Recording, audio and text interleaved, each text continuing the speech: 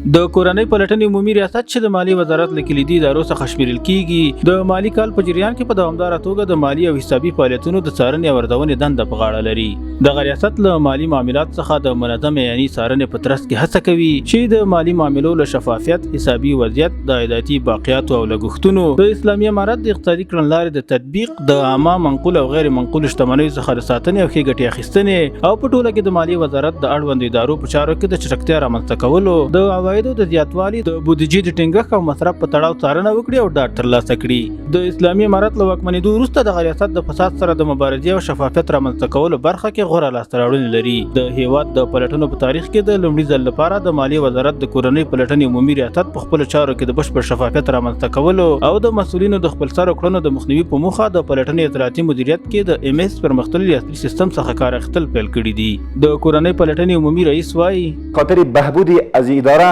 تقریبا ما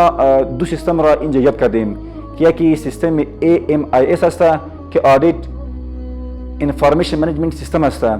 که ما به طور آنلاین تفتیش خود پیش میبریم و همچنین یک سیستم دیگر ما جور کردیم که او را میگه کمپلینت ترکینگ سیستم که ما به طور آنلاین شکایت ماجرا میگیریم و همچنین کسی که شکایت دارد درباره وزارت مالیه یا یک موضوع خاص باشد به طور آنلاین میتوند که کس به ما شکایت کند و از شکایت از ما خبر شویم. دغه ریاست همدارنګه د فساد، سودسي او غیر قانوني کړنې رابرسېره کړي او سرغړونکي د مالیې وزارت د رهبرۍ له ارزونې وروسته عدلي او قضایي ارګانونو ته ورپېژندلي دي. ما تقریبا کدام موضوعات را که ما بررسی کردیم تقریبا 5 موضوعی است که ما اون موضوع را با سرانواری محول کردیم و همچنین بعضی موضوعات هم شده که ما دست به دست یک کارمند در اختلاس گیر کردیم و به ریاست امنیت ملی که مربوط ریاست 04 می شود به اون محول کردیم.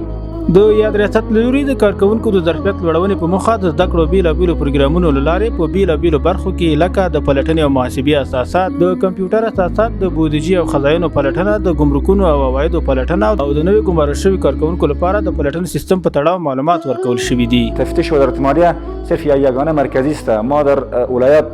بخش نداریم. وقتی که ما تفتیش روان میکنیم از مرکز روان میکنیم. ما الحمدلله تقریبا 3 ورکشاپ در مرکز دایر کردیم که لله الحمد بسیار مفید به کارمندا